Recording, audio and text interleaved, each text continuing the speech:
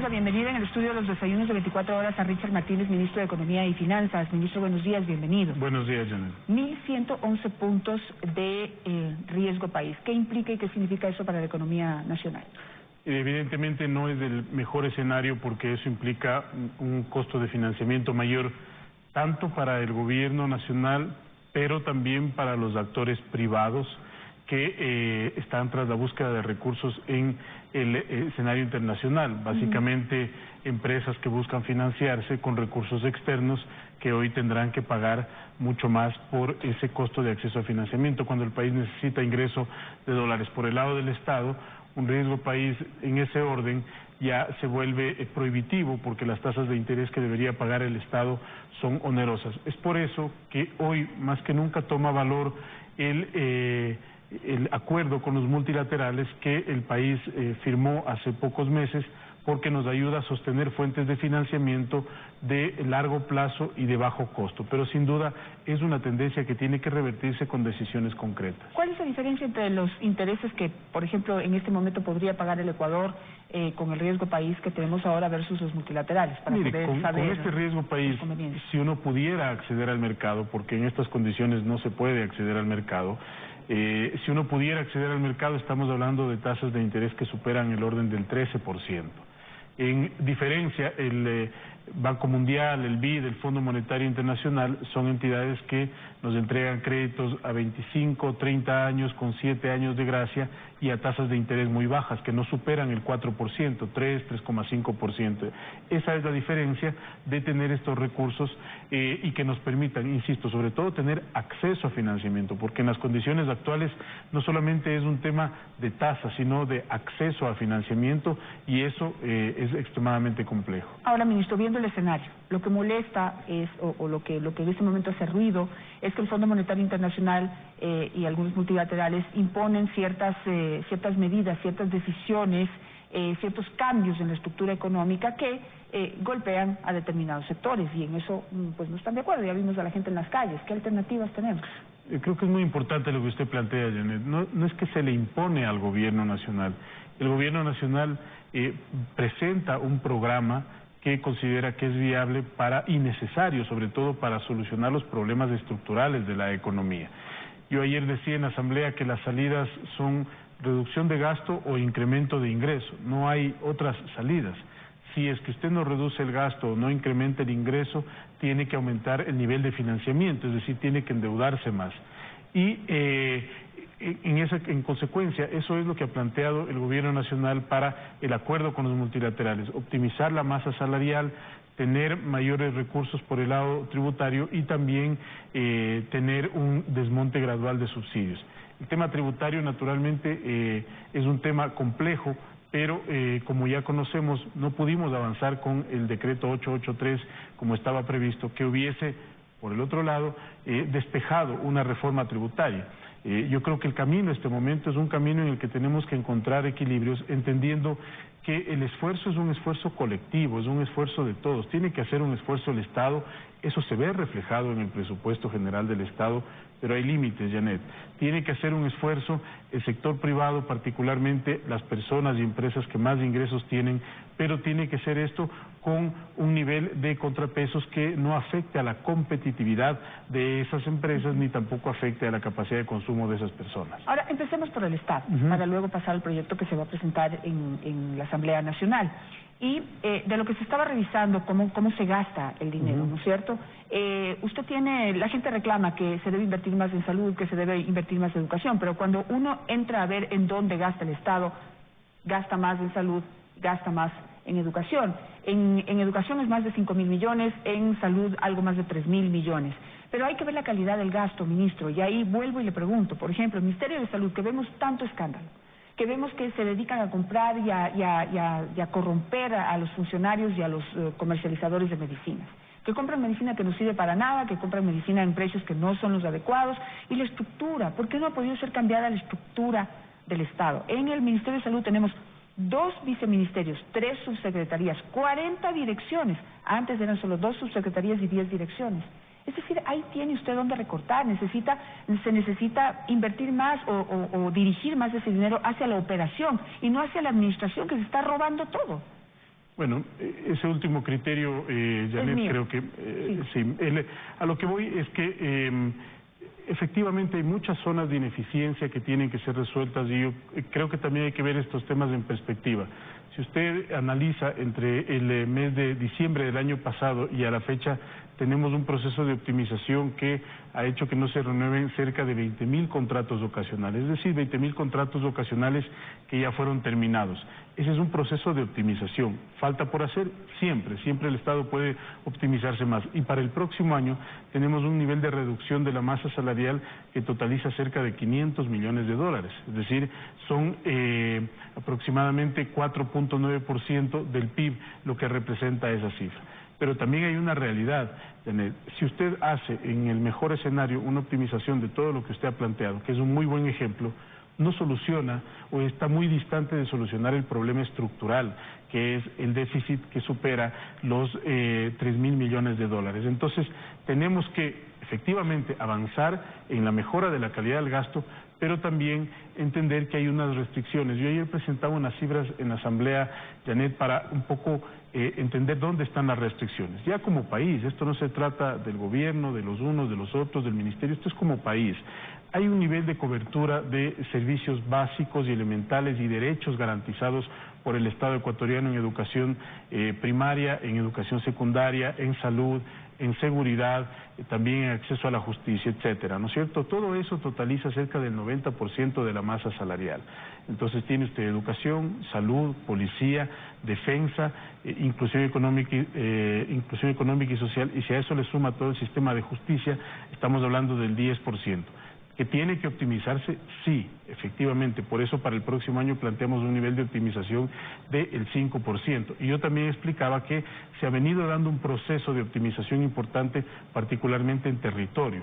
Hay muchas opciones para optimizar. Una de ellas es que varias entidades que operan en territorio tengan una misma central administrativa. Pues no conviene tener una estructura administrativa demasiado grande o que no está utilizando la capacidad total, ¿sí? Y la otra es que hay sitios en donde cierto tipo de entidades no necesitan presencia territorial. Correcto. Hablo particularmente por el Ministerio de Economía y Finanzas, que este año ha desmontado la estructura territorial para estar presente solamente en Quito y en Guayaquil, con una presencia mínima por efectos de operatividad y coordinación, evidentemente. Pero es muy distinto el escenario, por ejemplo, del Ministerio de Economía y Finanzas que el de Salud, naturalmente.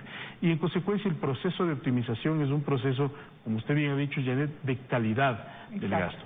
Pero sí creo que es importante entender que ese mejoramiento en la calidad ya va siendo cada vez marginal, cada vez más difícil, y que vamos a llegar a un punto en el que tengamos que evaluar justamente cuál es el nivel sobre el cual tenemos que sostener esos servicios y ese acceso para las personas más pobres. Luego tenemos también la rigidez del presupuesto, Janet. Ayer en la Asamblea, en mi comparecencia, yo hacía un análisis muy sencillo respecto de las rigideces que tiene al margen del gobierno central todas las transferencias que tiene que hacer el gobierno nacional. Por ejemplo, en los GAT son cerca de 3.000 millones de dólares, en las universidades cerca de 1.000 millones de dólares. También para los temas de inclusión económica y social, transferencias monetarias son cerca de 1.000 millones de dólares, en intereses más de 3.000 millones de dólares, en universidades cerca de 1.000 millones de dólares. En consecuencia, y en seguridad social son 2.000 millones de dólares, uno incluye a la seguridad social de la policía y de las Fuerzas Armadas. En consecuencia, el nivel de rigidez del gasto, de temas que no controlamos, es muy fuerte. Esa es una realidad a la que nos enfrentamos. Y claro, mi reflexión en la Asamblea era un llamado para lograr consensos, porque en la Asamblea, ayer en la comisión se escuchaban voces que decían, obviamente, no más impuestos, ya se votó por eso el día domingo por parte de algunas bancadas, otros decían que no se eliminen los subsidios, otros reclamaban que por qué vamos a recortar la masa salarial y otros reclamaban que por qué nos endeudamos más.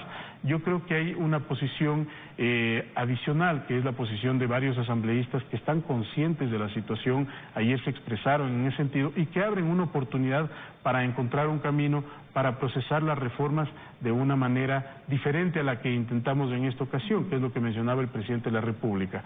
Vamos a trabajar en la reforma tributaria inicialmente y luego vamos con las otras dos reformas que son igual de importantes para la estructura económica y el futuro del país. Ministro, entonces se va a presentar la reforma tributaria, digamos, de manera independiente. Así es. ¿Va a incluir todas las propuestas que estaban en esta ley que acaba de ser archivada? Mira, hay cosas ¿Usted que... está dispuesto a pulir ciertas cosas que causan ruido también? Efectivamente, como el presidente lo dijo, nosotros tenemos que entender que, y esa era la disposición del gobierno, porque ya lo habíamos manifestado nosotros, quitar ciertas cosas de la reforma tributaria que habían generado un ruido innecesario o que por el otro lado, en el análisis del gobierno, se completó la información con lo que se llevó a la mesa y nosotros estamos abiertos a dialogar. Por ejemplo, el tema de la venta ocasional de bienes inmuebles, eso no iría en la reforma tributaria, bajo ningún concepto. El tema de eliminar el crédito tributario para insumos, materias primas y bienes de capital tampoco iría en la reforma tributaria. Habían otros temas que fueron, en nuestra interpretación, mal manejados, como el tema de la reserva de la información, donde se intentó posicionar el hecho de que estábamos quitando la transparencia de la información. Para que no haya claridad, bueno, había una redacción que más bien fortalecía la transparencia de la información a través de los órganos internacionales o de los estamentos internacionales con los cuales el Ecuador está signando o ha venido signando acuerdos para fortalecer la transparencia. Pero en un momento determinado, fruto de la redacción, se intentó posicionar el hecho de que el gobierno estaba proponiendo que se reduzca el acceso a la transparencia de la información, particularmente para actores políticos. Para que no quede duda de que esa no es la voluntad del gobierno, porque nunca fue, sino que hubo una mala interpretación, no estamos incluyendo eso y más bien reforzando el concepto. El tema también que generó particular atención era el relacionado con abrir más oportunidades para los microempresarios, para los pequeños agricultores, para subir la franja exenta en el impuesto a la renta único del sector agropecuario. Entonces, yo creo que es un trabajo que nos abre la oportunidad de haber debatido tanto el tema tributario en la comisión, que hoy tenemos elementos para perfeccionarlo y para tener un esquema tributario integral. Pero tampoco vamos a ocultar el hecho de que vamos a insistir en nuestras tesis democráticamente de que las personas que más ingresos tienen, hoy les estamos solicitando un apoyo para garantizar que podamos sostener las cuentas haciendo, insisto, un esfuerzo que empieza por casa, por el Estado ecuatoriano. ¿Cuáles serían, si nos puede repetir, cuáles serían esos impuestos nuevos que se crearían para que los más ricos paguen? No son nuevos impuestos o no hay nada nuevo que no haya sido discutido en la comisión, ¿no es cierto? Teníamos una contribución especial de las empresas que era gradual a partir de $1 millón y tenemos también el tema... Hagamos esta aclaración, por ejemplo, las empresas que ganan más de $1 millón o que tienen ingresos por más de $1 millón al año, ¿cuánto tendrían que pagar? Una empresa que tiene ingresos por $1 millón pagaría $1.000. ¿sí? Entonces, nosotros, insisto, al inicio yo mencionaba que en todo tenemos que guardar un equilibrio, ¿no es cierto? Porque si nosotros pedimos una contribución, no podemos, hay gente que nos ha planteado que la contribución debería ser mucho más alta, que debería ser mucho más fuerte, y que hoy es momento en que las empresas prácticamente dejen de ganar. Eso tampoco es sostenible. Hay que guardar un equilibrio para no afectar su competitividad y para garantizar una expectativa de rentabilidad de los inversionistas pequeños, medianos y grandes. ¿Para qué? Para tener la capacidad de contribución, de desarrollo productivo y de empleo y de emprendimiento. Pero yo creo que tiene muchas cosas positivas esta ley y también, por ejemplo, en el tema del tema de los gastos personales, en el caso del impuesto a la renta, se hizo importantes propuestas y planteamientos en la comisión para tener ciertas excepcionalidades, por ejemplo, para cierto tipo de enfermedades catastróficas, salud. Entonces, yo creo que es un proyecto que va a salir renovado, que ya incluye las observaciones, pero en los diálogos a nivel político que están a cargo de la cartera de Estado de la doctora Romo, obviamente vamos a escuchar, el presidente ha dispuesto eso, vamos a escuchar, va a haber reuniones en las próximas horas para entender cómo podemos llegar a un equilibrio y a un justo medio que no bloquee el proyecto, porque eso fue lo más complicado del proyecto que se bloqueó el domingo, se archivó el proyecto. Que no exista la posibilidad de analizar en el veto qué mejoras podemos hacer, ¿no? Ese fue el mayor efecto negativo, que se bloquea absolutamente todo. De 400 artículos, nosotros siempre creíamos que hay cosas que destacar, pero otras que pueden ser objetadas democráticamente. En consecuencia, creemos que este nuevo proyecto va a tener la capacidad, en los diálogos que se den en estas próximas horas, de viabilizarse y poder vetarse y llegar a acuerdos mínimos para avanzar. Ahora, ministro, con esto se sigue calculando que son 700 millones de dólares lo que se recaudaría. Se reduce un tanto por estas... por lo que se quita. Por estas concesiones que se están haciendo. Y porque la estructura va a depender también del periodo en el que se apruebe la norma, ¿no? Ya estamos cerca de fin de año y hay temas que, siendo de orden administrativo, pero también regulando en los ingresos del ejercicio fiscal 2020, pudieran verse en 2021. Todo eso se está trabajando, pero sí se reduce la meta, que antes era un tanto más de 700 millones, estamos hablando de una meta inicial que nosotros hemos visto de cerca de 500 millones de dólares. Preguntas puntuales por cuestión de tiempo. ¿Se mantiene el acuerdo con el Fondo Monetario Internacional a pesar de los cambios? Sí, se mantiene y de hecho tiene que encontrarse, como ya había dicho, un nuevo equilibrio. El escenario hoy es un escenario que tiene que estar acompañado de un plan de trabajo que nos permita embarcarnos en la ruta que ya ha planteado el Gobierno Nacional: reformas tributarias para sanear la economía, reformas al Código de Planificación y Finanzas Públicas para sostener estos cambios y estos ajustes estructurales a mediano y largo plazo, y el tema monetario para garantizar los pesos y contrapesos en el Banco Central. Pero se mantiene el acuerdo. El día de ayer tuvimos diálogos al más alto nivel con las autoridades del fondo y creo que es positivo también el hecho de saber que ese acuerdo se mantiene, la voluntad de acompañar al Gobierno Nacional y que en las próximas semanas podamos ya presentar un nuevo rostro de ese acuerdo. Ahora, se necesitan conseguir más recursos. Empezamos hablando de 1.400 millones de dólares al año, ahorita vamos en 600 y pico, entre 600 y 700, ¿no es cierto? Quisiera que usted me quite algunas dudas por planteamientos que se hacen desde algunas esferas, pero no veo por qué no trascienden, por qué no se procesan. Una, dicen que por qué no se renegocia la deuda con los chinos. ¿Se puede hacer eso? Mire, el reperfilar la deuda se puede hacer digamos, ya lo hemos venido haciendo, se puede hacer con todos. En el caso de China estamos trabajando activamente para encontrar un nuevo equilibrio. Lo que no se puede hacer es lo que muchas personas quisieran, que se hagan operaciones hostiles y de un momento a otro caer en un default. Eso claro, este gobierno no lo va a hacer. Pero son cosas que toman tiempo, fíjese y hay que encontrar las condiciones de mercado también. En el caso del reperfilamiento que hicimos a mediados de año, para los bonos 2020, tuvimos que encontrar las condiciones de mercado que nos permitan que sea una operación financieramente exitosa y legalmente viable también. Pero logramos desmontar para el año 2020 los 1.500 millones que teníamos que pagar. En el caso de China concreto, sí estamos trabajando en ello, estamos teniendo acercamientos con las autoridades porque hay varias formas de lograr que el perfil de vencimientos con ese país, en función de las líneas de crédito que se ha obtenido, sea mucho más acoplado a lo que necesita el Ecuador en este momento. Segundo, se dice que por qué no se elimina la intermediación petrolera. Son $4 por barril de petróleo, esos son 2 millones de dólares diarios, mis cálculos me dicen que son 800 millones de dólares al año. ¿Se puede hacer eso? ¿Existe? ¿Quiénes son estas personas que se llevan esos $4? ¿Son 4 personas? ¿Son varias personas? Bueno, ¿se incluye personas del gobierno? No sé, ¿cómo funciona esto? Yo no creo que incluya personas del gobierno, eso ya sería un peculado, ¿no? Lo que creo que hay que hacer en este caso es un análisis integral. Yo no estoy en condiciones de responder esa pregunta tan específica que atañe al campo de la comercialización petrolera. Creo que es el ministro del ramo el que tiene que aclarar. Y evidentemente, si es que hay la posibilidad de hacerlo, nosotros tomaremos esa decisión. Desconozco el caso en particular, creo que es importante que el ministro de Hidrocarburos entrante nos dé su visión al respecto, pero todo aquello que permita optimizar, insisto, menores gastos o mayores ingresos, nosotros estamos dispuestos a avanzar en ese sentido. Y última pregunta, ¿se está trabajando en la focalización del subsidio a los combustibles? Sí, efectivamente. ¿Ambos, ya inició extra y diésel o solo extra? Por el momento extra. En el caso del diésel hay que hacer un análisis mucho más profundo o de manera más acelerada en este momento en la extra, que es donde el uso del tipo de gasolina, de combustible, está relacionado con el uso particular de los vehículos particulares.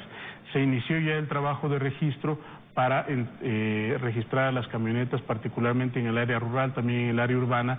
Se inició ya un plan piloto que se puso en vigencia la semana anterior, y las próximas semanas vamos a seguir abriendo los espacios de diálogo para tomar la mejor decisión. En esto, la experiencia evidentemente nos demuestra que hay que garantizar que todas las condiciones estén dadas para dar el paso siguiente. Gracias, ministro, por estar esta mañana. Muchas gracias, Janet. Vamos a un corte comercial. Al regreso nos acompañará el asambleísta de Creo, Melo Castañeda, para hablar de este mismo tema. No se vaya.